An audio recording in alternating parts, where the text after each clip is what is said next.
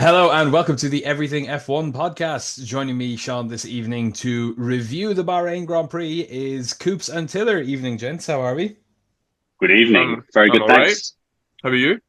I'm good after a good Grand Prix and Rory McIlroy winning the Masters and Alex Dunn winning in Formula 2. I'll forget the Manchester United match happened, but yeah, good weekend of sport.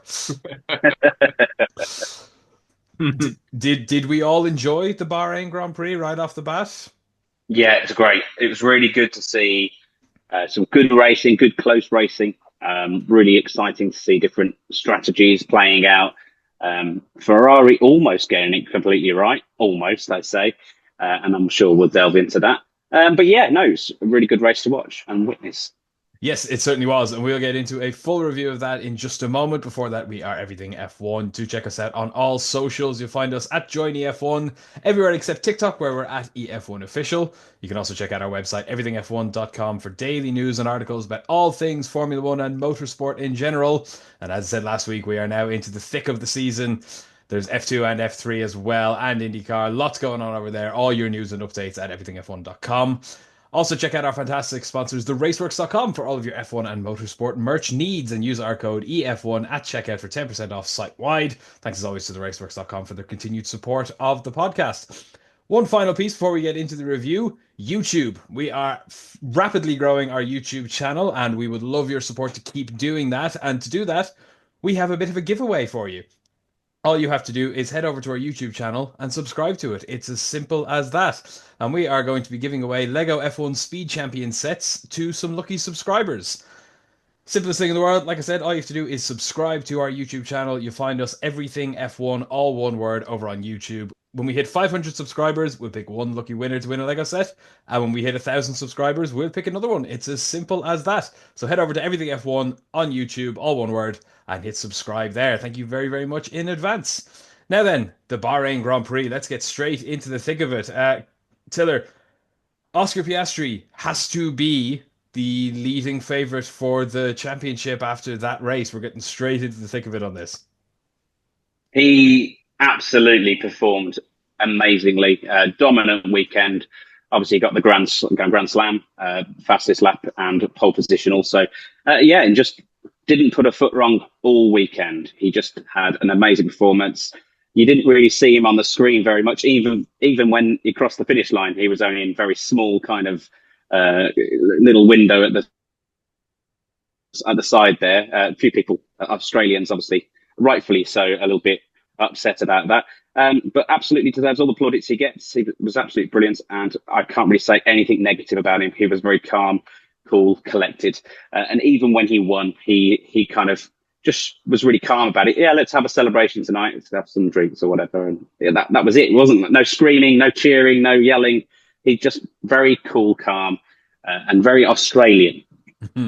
Yes, absolutely. The only blemish on his otherwise slightly perfect record, and it's not really a blemish, it was FP1 under completely irrelevant Mm. circumstances and conditions, and he was 10th. On the flip side of that, though, Coops, the only session that Lando Norris did top was FP1.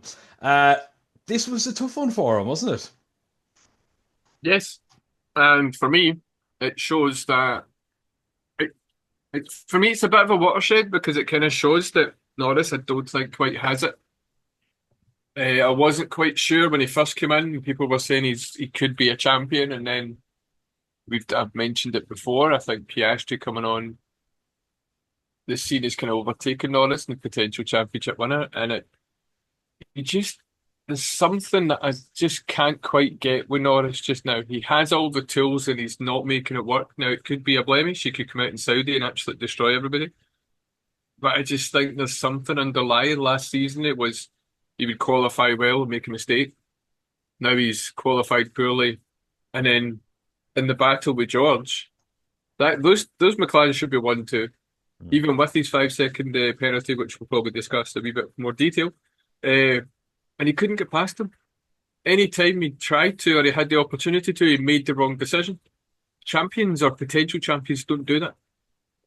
So I'm No, a bit conflicted. it was a tough one to watch as a Lando Norris fan, if I'm being honest, because Okay, there's two schools of thought on it. The first is yes, his racecraft was not particularly fantastic against any of the cars that he should have breezed past.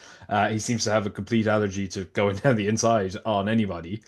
But then there's the other school of thought on it. He extended his lead in the championship. He was only 1 point ahead of Max Verstappen. He is now 3 points ahead of Oscar Piastri, and we've seen how many times in the past that consistency, whether it's pretty or not. I mean, Max Verstappen will probably be pretty happy coming home. Where did he finish? Sixth. Because he minimized what was otherwise an awful weekend. And uh, Taylor, do you think that, like, okay, there's questions to be raised about Lando's racecraft, I think, and his overtaking ability, but do you think he could spin the positive to that, or will the fact that Oscar was 16 seconds down the road hurt him more than any championship gain? I think he needs to. I think he's beaten himself up far too much. I mean, at the end of the day, he's still third. As you say, he has minimised the damage from obviously not getting pole position, and he's still maintaining a lead in the championship. I do think he's got a championship in him. I think he's going to be like the Jensen Button. He'll have a one-time championship, and and I think this is his best opportunity for that. Obviously, Oscar's going to be pushing him and really, going at him because they're in the same car. And essentially, Oscar is a fantastic driver, and I think he could potentially win multiple world championships. But I think this is Lando's opportunity, and he just needs to get out of that mind frame. I think where he needs to beat himself up. That little bit needs to change. Obviously, we saw him on Saturday really dejected about his sixth place position in qualifying, and then after the race as well, even though he came third after what was a phenomenal comeback, even after making a mistake, kind of sitting outside of his grid box on the start line. He just needs these negative thoughts to, he needs, I don't know, some kind of psychological, somebody sitting by him, building him up, saying, look, that's a positive weekend. You've extended your lead, like you say. You've got a great car. You can do all these things. You've got some great racecraft. Just need to believe in yourself a bit more, like all the big world champions do, I guess. For sure, and there's an interesting allegory to be made there between Rory McIlroy, who started off this weekend in the Masters. If anybody didn't watch golf, what were you doing this weekend? If you weren't watching the Masters last night until midnight, you missed one of the best finals of all time. McIlroy had an absolute stinker of a day one. He was nowhere even close to contention. He was pretty dejected, but he wasn't coming out and going, "Oh, I'm just crap. I'm just bad." He had a bad day. He was pissed off with himself. He came back out the next day. He fought, got himself to the final, and had the most up and down final day of all time, and still went and won it. Lando, to his credit, came back out and he faced a lot of adversity in the race. He had the penalty. He had to give the position back to Lewis Hamilton, which cost him a lot of time. And he still fought through, and finished third and extended his championship lead. But I think maybe he needs to have a chat with Rory McIlroy about how to not call himself names in the press every day. I think that is maybe still his biggest glaring weakness to me. Coops, what do you think of just Lando's mentality? I know you're saying maybe he doesn't quite have it, but would it be as simple as that sort of mindset shift of, okay, beat yourself up in public, but keep it under wraps in front of the press? He needs to become arrogant. You look at Senna, you look at Verstappen, you look at even Hamilton to a degree. Most, and Michael Schumacher was probably the first one. Like, there's an arrogance, there's a swagger about them where they're like, yeah, I'm a champion. Yeah, and, Michael Schumacher, I remember one year in Canada where it was that corner was dubbed the Wall of Champions. It was 3 or 4 champions ended up hitting at that time. Oh, Schumacher was 5 or 6 of them. Yeah, yeah. loads of So them. Schumacher done it. I think Villeneuve done Villeneuve did it. it. Hackinen's done it. He wasn't a champion, but David Coulthard did it from the lead of the race, if I'm not wrong. They've all hit it. I signed it, Yeah. but I didn't hit it, though, thankfully. And when Michael did it, he basically came out and went, yeah, I make one mistake a year, and that was it. There's an arrogance, there's just this thing of, yeah, but I know I'm good. And you either do Piastri, where you just don't say anything and you're just cool, calm, collected, you go about your business, you just go, yeah, it was a bit of a weird one, we had some stuff to deal with, blah, blah, blah. you go out, you do your stuff, and then at the end, it's like you're popping back from the shops, like he did in his last one, and just like, yep, there's going to be a party, but I'm not going to be involved in it because I'm racing next week. And Lando's coming out and going, yeah, I'm clueless. I don't know what I'm doing. It's as if I've never driven a car before. You're leading the championship. Get a grip of yourself, boy. Come on. Yeah, Like with your engineers, with your team, with your dad, whoever, oh my God, this is terrible. What am I doing? You go outside and you swagger it off. You just say what the press want to hear. You say it was difficult. I wasn't quite in the window. The usual kind of cliches that most drivers do. A bit like Max is saying. But to be so self-deprecating and so self-defeating, it's a bit kind of really.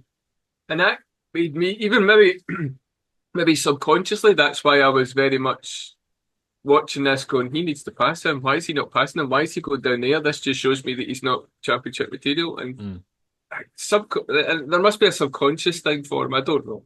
Like I say, we don't know what's going to happen, but it was very weird.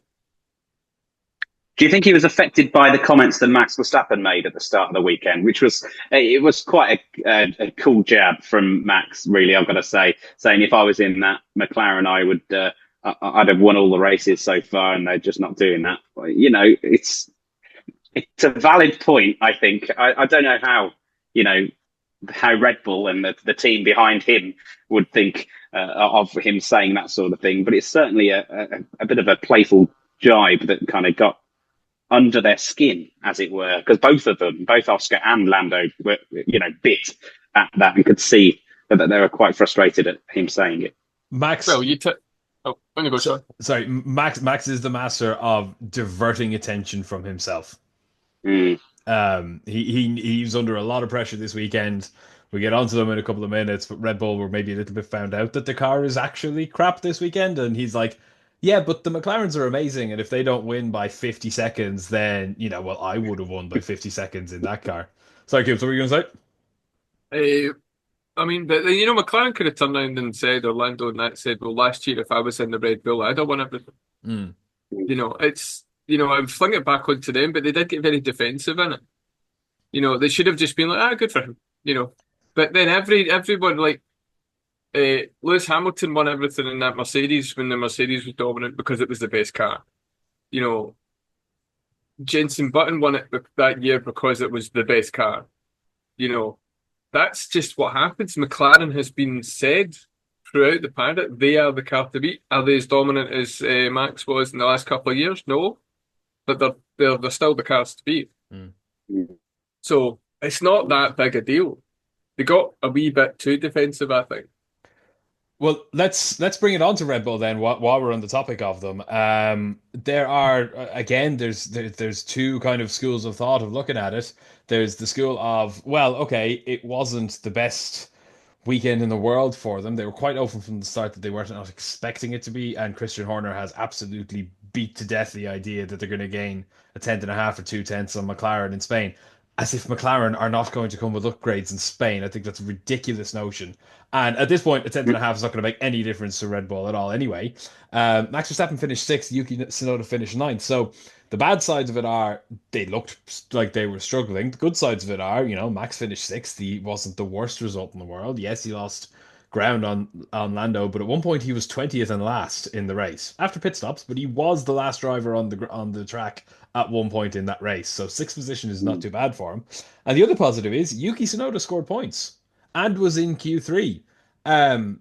So Red Bull will be able to kind of bat away the suggestions that the car is crap or that the second car is non-existent because Yuki scored points at last. What did you make of just Red Bull's weekend in general, Tiller? Yeah, I'm really happy to see Yuki performing as he did. I think it just shows that Red Bull made the completely incorrect decision of putting Lawson in the seat. What were they doing? That was just confusing for everybody. Clearly confusing for Yuki. He says he's halfway to understanding the car. So if he's only halfway to understanding the car and he's scoring 9th, just 3 places behind Max, then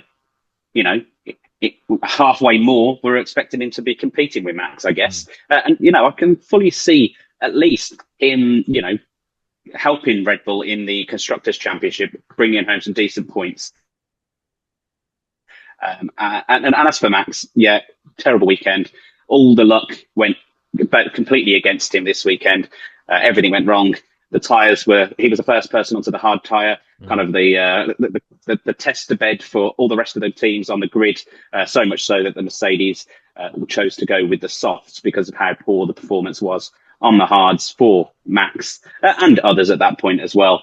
If only Ferrari had done the same, we might be talking about a different result as well for those. But, as for Red Bull themselves, it was a poor week. They have got a bit of a poor car, it seems so far.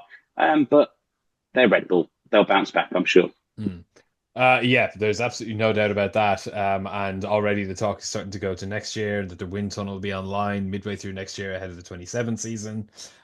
So I'm not going to say they're in a rebuilding, but in terms of getting their equipment up to scratch, they're where McLaren were 2 years ago. Especially in the wind tunnel. I was listening to was it John Noble was talking about how basically old the Red Bull's wind tunnel is, and it's affected by wind conditions outside. If it's too hot or too cold, which let's be honest, it's Milton Keynes, it is always either too hot or too cold. Like the 2 days a year it's hot, and the rest of the time it's Milton Keynes, it's raining and cold.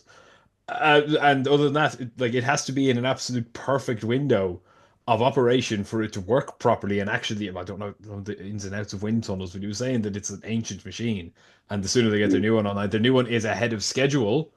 But that means in time to design the 27 car, as opposed to coming on in 2027, is what I heard from it. But yeah, it's interesting. On the other side of the Red Bull family, the Racing Bulls did not have such a good time of it.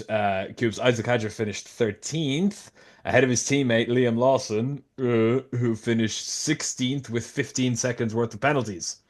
Um, I think it's not only a case that Red Bull made the wrong choice to begin with. There's potentially an argument that they shouldn't have given Lawson a drive at all after that performance. That's another terrible weekend for him. Yeah, I mean, when your car's slow and then you take 15 points, 15 seconds worth of penalties, you're not really going to do very much. He was supposed to go back into the Racing Bulls and have a bit of redemption, and basically he's proven Red Bull right at the moment. Saudi Arabia is going to be a big thing for Liam at the moment, for him and his future F1 career. Interestingly, quickly before we go on, it was on Ted's notebook that Max Verstappen's manager was caught having a very angry conversation or sharing of opinions with Helmut Marko. Yes, it was. That was interesting. I was going to bring that up next. Yeah, do we know what was said? I know Helmut Marko sort of just walked away from it, but Max's manager was animated, shall we say. But it was that animated that Helmut Marko never said anything back. He just stood there, took it all, and apparently the manager took off his pass, slung it down, and walked out the back of the garage. So all is not rosy within the world of Red Bull and Max Verstappen. I mean, I think they're apparently scared of losing Max, and obviously they want to give him and deliver him the car. I think the manager it was said. I don't know how again true this is. This is on the kind of the talk of social media. So take it with a pinch of salt. That he's been looking for any other team as long as it's a good performing team, which currently Red Bull is not. So yeah, all his options are open, and obviously he's looking for the best offer. And take this with a whole metric ton of salt. This is not a source. But when Juan Pablo Montoya, obviously former McLaren Formula One driver, multiple race winner, said in an interview over the weekend that or a couple of weeks ago, that he believes Max Verstappen will receive an offer from Aston Martin that he can't refuse for next year. Now, he did not say that for a basis of fact, but he is basically voicing what we have all been thinking since the day Adrian Newey said he's going to Aston Martin. What that means for Fernando Alonso and Lance Stroll, we don't know. Interestingly, Honda did come out after the Japanese Grand Prix and said they will have a hand in choosing the Aston Martin drivers for next year. Do they want Fernando Alonso in their car again? Probably not after the McLaren GP2 GP2 engines. Yeah, in Japan of all places. Um, but you have to imagine, like, if Fernando Alonso wants that Adrian Newey car, so that's going to be interesting. But they'd move heaven and earth to get Max Verstappen. And as of right now, they wouldn't even need to do that. They probably wouldn't even need to offer him that much money. Max doesn't care about money. He just wants to be told that he's going to fight for wins again, and work with Adrian again, and not have to deal with Christian Horner and Helmut Marko ever again. So we will keep an eye on that one. Very interestingly, I think silly season has only just begun, as it happens. Moving on then to my personal driver of the weekend, and driver of the season so far, George Russell. Oh, Um, exactly. We're talking about how, fantastic. Lando Norris, and, you've got your Lewis Hamilton back in the day, Michael Schumacher, Jenson Button. You win a championship by just being ruthlessly consistent, just being there all the time. Whenever anything happens, you're there, you're picking up points, you're picking up podiums, you're picking up weight. He hasn't got a win yet, but he was on the podium in Australia. He was a little bit out of it in China. Oh, yeah, on the podium in China. He was fifth in Japan. He was second in Bahrain. George Russell is in the form of his life at the moment and going completely unnoticed with it. Talk to us about his day and that audacious strategy on the soft tires, Tiller. Yeah, well, it was an audacious strategy to George at the time, but even Lando Norris said, no, that tyre is the best tyre to be on. That tyre was mega, I think was the exact quote. But yeah, we're not seeing much of George on the screen. They're not showing his battles. They're not showing, well, not that he's in battles, but they're not showing that he's been that consistent driver at the moment. But that's why he's on flying under the radar. We're just not seeing it. But he's performing brilliantly. He is absolutely taking the maximum out of that Mercedes. As long as he keeps in this position, he really is a championship contender this year, I think. All he needs is Mercedes to develop that car, as we know that they can do. We know the McLaren is the fastest currently, but the year is a long year. They've got lots of development time, lots of upgrades, I'm sure, planned, especially when they come into the European leg of the season. So yeah, as long as he keeps himself in that same position that he is now, there or thereabouts, picking up points when they get the upgrades, and if they can compete at a level of McLaren, then I absolutely can see George Russell being a contender for the championship this year. I'm just really impressed with how well he's doing, and long may it continue. It's good to see more people in contention. Yeah, I completely agree, and I'm personally delighted. I've been a fan of George since his F2 days. I named my cat after him, as I've mentioned a couple of times on this podcast. I'm delighted to see him. I finally get a little bit of respect as well. I think up against Lewis, everyone was sort of trying to make excuses for Lewis's poor performances in the Mercedes over a couple of years. Oh, well, Lewis was redeveloping the car and he was trialing stuff, and then when he wasn't, George still beat him. And was the better driver, and he's proving that was no fluke. It wasn't just that it was Lewis; it was George saying, "I am championship material here, lads. Give me the car, and I'm there on the cusp of it." And he is. Like, if he had a slightly better car, like and if he wasn't distracted by Lando Norris, Oscar Piastri didn't breeze away from him until he started fighting with Lando and losing loads of time. So he was right in there. I think George is having a stellar season. I wouldn't count him out. Again, development this year is going to be a question mark because big rule change for next year. Mercedes are very vocally already working on next year's engine very heavily. They're going to want to do a repeat of 2014. So how much is this car going to develop? But as you say, coming into Europe, there is certainly going to be new specs on that car somewhere along the line. And long may it continue. I hope we see George on the top spot a couple of times this season. Right. The big talking point from this weekend was how, despite the fact that it was, let's be honest, it was a brilliant race. It was the best race of the season so far. Because, as you said at the start, Taylor, we had strategy, we had overtakes, we had tires. I think at one point, like there was no more than three drivers in a row on the timings on the same tire. Like, it was all over the place. We had all three tire compounds in use all throughout the race. Um, and nobody knew which was the best tire at any given time. So the race was great, but we didn't really get to see a lot of it because the FIA bleeped the bed this weekend really, really, really badly. Coops, I feel like you might want to enjoy a bit of a pop off at how bad Formula One was this weekend with timing screens, terrible TV direction. We literally didn't see Oscar Piastri win his own race. because we were watching two drivers a second and a half apart go down the back straight when there's no overtaking. Um, they mired themselves in controversy this weekend. It's not a good look, is it? Yeah, but it doesn't take much for Formula One to have a not good look moment. They just continued that for quite a lot of the time. I mean, there must have been something going on because Charles Leclerc didn't have DRS, George Russell didn't have DRS. The reason he never got a penalty after the race was because of the fact that I think he pressed the radio button and the DRS opened, Yeah. which is weird. His transponder went bizarre, which meant that like even Norris, when they were trying to say to him, look, you have to make sure you think you're within a second because the transponder's not working, basically.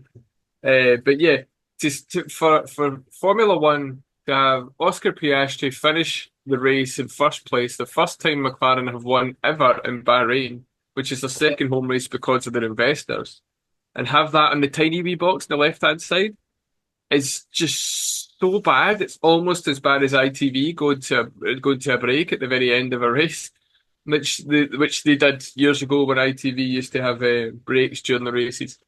It was that bad for that one. They actually showed the last few laps on the next race 2 weeks later. Just this is what actually happened. It was just it just didn't look good. And as a sports fan, if you start noticing the direction of the people filming it, you know what's wrong. It's like in football when you start noticing the referee, or rugby if you start noticing the referee more than the actual sport, and it's not for legitimate reasons, then yeah, there's a problem. And yeah, they really didn't do a good job there. No, it was constant throughout the weekend. I mean, it goes right back to qualifying. Nico Hulkenberg should have had a lap deleted, but they literally didn't pick it up on their systems. He went wide. I think it was a turn 14, right-hander, left-hander, and went well off the track. Should have had his lap time deleted. Didn't until 45 minutes after the session, at which point Alex Albon was rightly promoted up to 15th, where he should have been. Only by that point, he obviously was, probably had a shower and was back in his hotel. He couldn't compete in Q2. He may have even got up to Q3. Carlos Sainz showed that Williams had pace in it. And like that is utterly unacceptable. This sport spells billions of dollars. And they were touting in the lead up to this season how much they've invested in the tech of the sport. And it's all gone to pot. Yeah, I mean they even missed the fact that Carlos Sainz had done his 10-second and they tried penalty, and they gave him they gave him a three place grid drop, and Williams had to go, lads, let's stop, look at the screen, look, and then they came out and went, sorry, it's fine, when you're not getting that. It's just that's not a good look. No, it's really not. And they don't exactly have a huge amount of time to correct themselves because obviously we're in the triple header and we're going straight to Saudi Arabia. You would like to think it was a blip, It's different people. I don't know if it's the same directors and the same people. It's all under Formula One. I think even Monaco's now under Formula One, where it never used to be, for direction and TV coverage and how it works. But I don't think it's the same director. I think there's a pool of people that kind of work on it, and maybe they have a post race debrief like the engineers do and go, right, lads, we kind of bleak the bed here. This is what we shouldn't be doing. I also think there was lots going on with the cars. Like you say, transponders weren't working. People weren't showing up in certain places. It was probably a lot of tech issues too. So they were just dealing with what they can. Obviously, the timing screen that you usually get on the left completely disappeared for a little bit while they were sorting the transponders out and whatnot. And then they put this, each classification of lap classification in the bottom right. But then that was so big, it covered up actually what was on the racing itself. So it wasn't.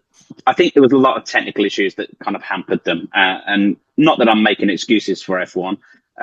They usually do a pretty good job this week. I think it was poor. It was a bad kind of show for anyone who actually sits and watch F1 every week, and they need to learn from it. When things go wrong, there's got to be some backup systems in place for them to get it more right than it was this weekend.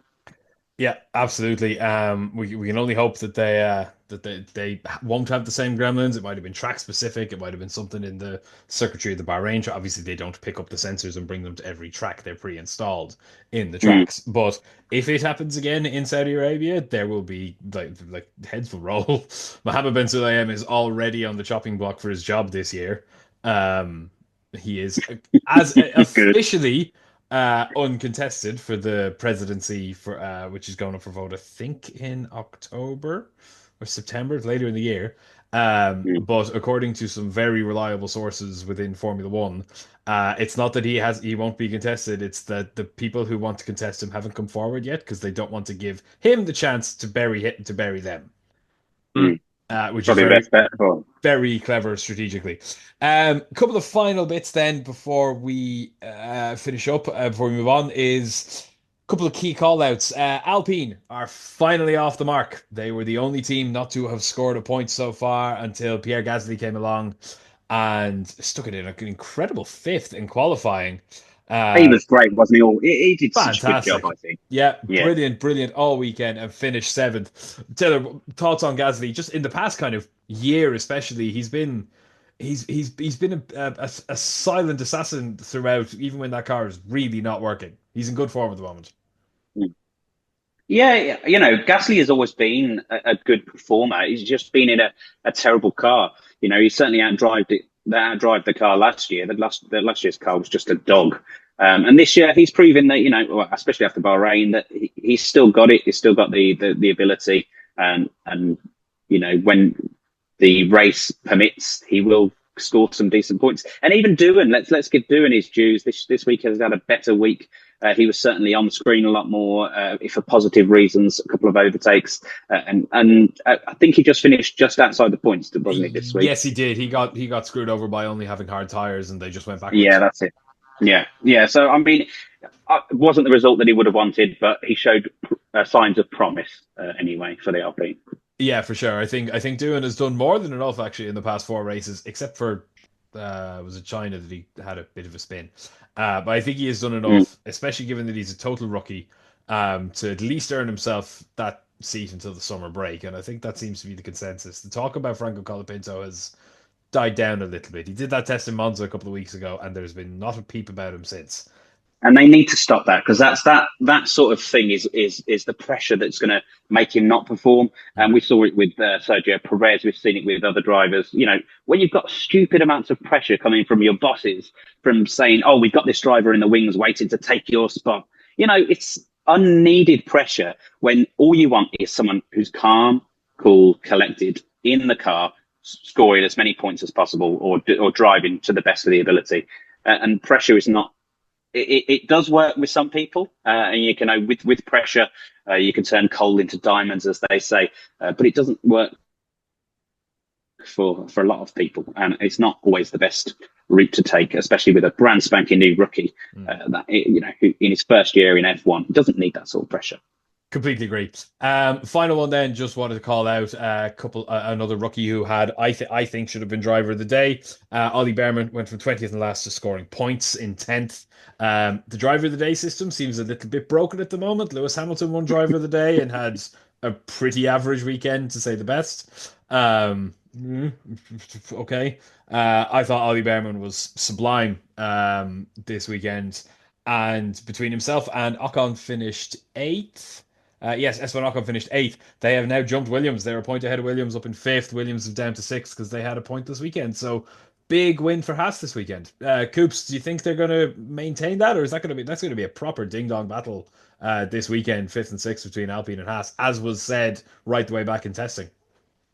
I think this year's going to be one of those ones where everything's track specific. The cars are just so difficult to get into the window, and as we've seen with Max Verstappen and Suzuka, he found it because he's Max and he got himself in first. And there was other variables that meant it was a really boring race, but he found it.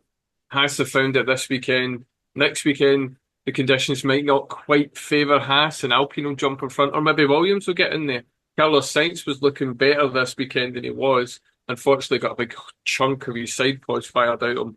And it showed you the hole, and I looked at it and was like, yeah, they're going to retire that car. because the amount of downforce that car's lost with that big hole and the radiator all dented and stuff. Anyway, so I think halves are definitely there. Berman is probably, I think, at the moment, unfortunately for Gabriel Bortoleto, with the hardware he's got in front of him, I don't think you're going to see much of him. Mm. I think Berman's probably the one with the. He's the one to watch, and he was in the Ferrari when he was the super sub. He's a bit Piastri-like, and he's quite cool, calm, collected. He does his job. He's good at what he's doing. So yeah, I think it'll be good to see him up there, and I think he's only going to get better. Yeah, I completely agree. And that will do it for our Bahrain Grand Prix. It was a good race. There was a lot of learnings to be taken out of that, and the championship has been blown wide open out of that one. In all aspects, not just for the lead, but for every position. There's a lot of talking points for that. So a good middle race of this triple header. We will be back in a couple of days with our preview of the Saudi Arabian Grand Prix, because of course that is this coming weekend on Sunday. So thank you very much, lads, for joining me this evening. Thank you, Coops. Thank you. And thank you, Taylor. Thank you. We are Everything F1. Thank you very, very much for listening. Check us out on all socials and check out our website, everythingf1.com, for daily news and articles.